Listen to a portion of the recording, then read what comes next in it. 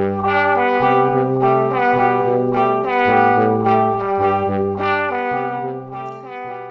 how's it going, everyone?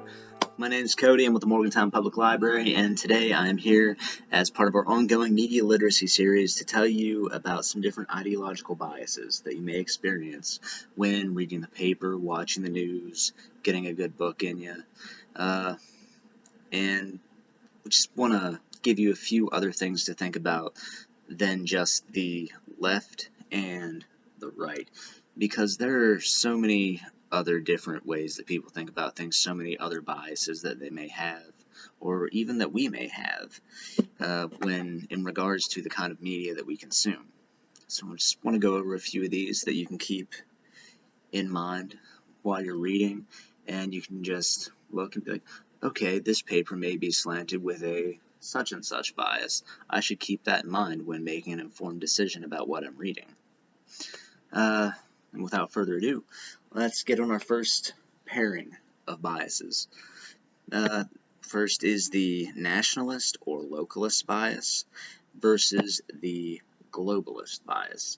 Now, a nationalist or localist bias is going to be concerned with the state, the city, the nation that a group of individuals or an individual lives in. They're concerned about what's going on around them and how it affects them in their community. However, people with a more globalist slant to their bias are going to be thinking about the world as a whole. It's not about what's good for a group of people. It's not about what's good for these people here. It's about what's good for the world as a whole. Our second group of biases is the authoritarian versus libertarian bias. The authoritarian side of things is, what do we need to give up as far as our liberties go to stay safe? Do we need to keep people from using certain substances in order to feel safe? Do we need to up regulations on things? Do we need more stringent gun control policies or laws? And the libertarian side of things, the opposing side of that, so to speak, is freedom.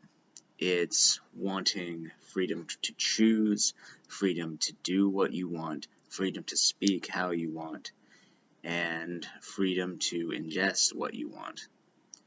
The libertarian side of things is purely about what we can have and what we want and how we should freely live our lives. Alright, our next group of biases is the individualist versus the collectivist. Now, this one's pretty self-explanatory. It's what's good for the person versus what's good for the group. Now, I know in America there's a big individualist kind of slant with things. We all are our own person. We all want to be our own person. And generally speaking, it's us against everyone else. However, some people do have kind of a collectivist bias. They're thinking more about what's good for the whole of the group, whether it be a society, a class, a small group of people.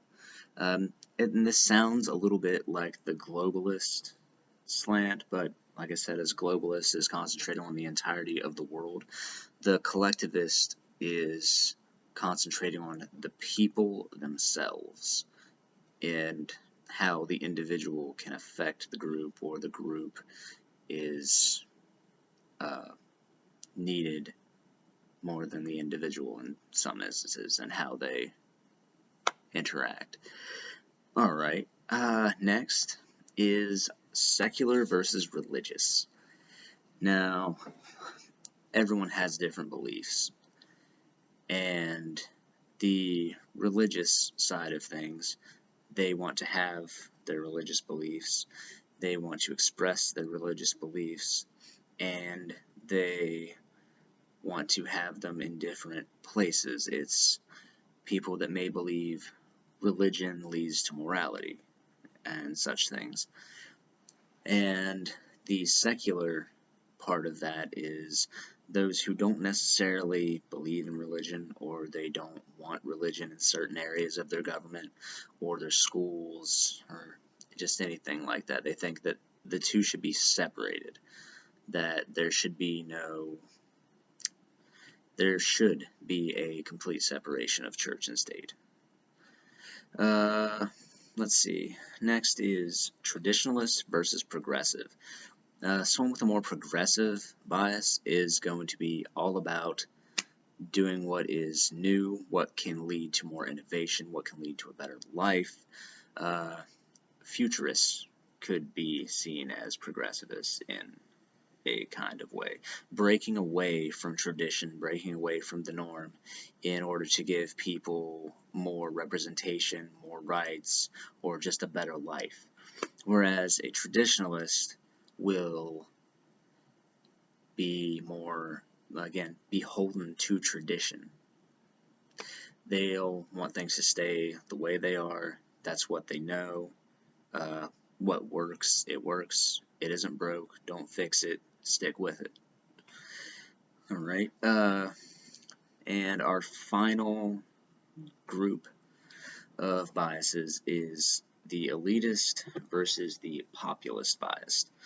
Now, an elitist bias is going to be more geared towards those who have either status, wealth, or are in the top tier of whatever organization, grouping, field that they're in. They may have more skill, they may have more money, essentially they have something that puts them in the top tier of their group of peers. And they'll be more concerned with what they have and what they can get with what they have, as opposed to someone with a populist slant who's going to be more concerned about everyone else, the people that aren't the 1%. And some of the arguments you may hear with this are someone with a populist slant may think tax people that are in the 1% more. Tax them more often, tax them at a greater amount, but they have more, so they should be able to give more. Someone with an elitist slant may think, well, I earned this. Why should I have to pay more than you? Why should I have to do more than you? I've already done all of this to get what I have, so why should I share it? I mean, why not just we each use what we have? And again, that's just a few of the different types of biases that you may find in media, or things that you may seem to slant towards whenever you're reading something. And again, this isn't to change your opinion or your mind on anything. It's just to give you a grounding and something to think about while you're reading these different papers. That way you can look at something and say, okay, I see what they're going with here. I see the perspective that they're going with.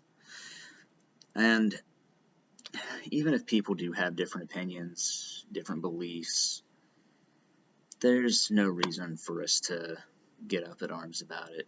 People have different opinions on everything. I don't like macaroni a lot of the time, and people think I'm a monster, but that's their opinion. And I don't like macaroni. You know what I mean? So, you can have your opinion. It doesn't make you or anyone else less of a person for having an opinion.